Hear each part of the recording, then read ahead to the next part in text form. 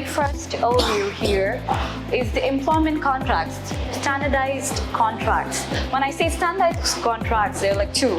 The first one is limited, the second one is unlimited contract. Okay? So in limited contract, what you have, it could be for 2 years, limited for a period of time, which is 2 years.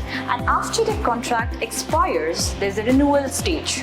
So it depends on the employee. If he or she wants to continue with the organization, we would process with the renewal. Then comes the unlimited contract, which does not have a time period limited to it, which could be endless in terms of, as the name goes, unlimited, yeah?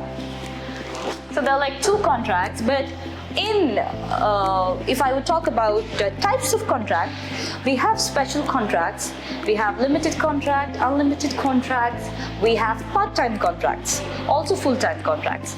So full-time contracts, which includes limited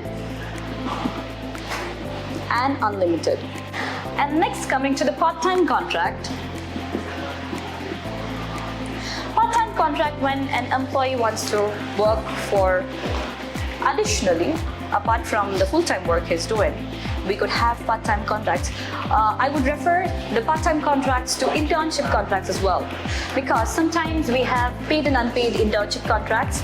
We do not want to consider it as part-time contracts, so we label it as internship contracts. So that falls under the internship contract.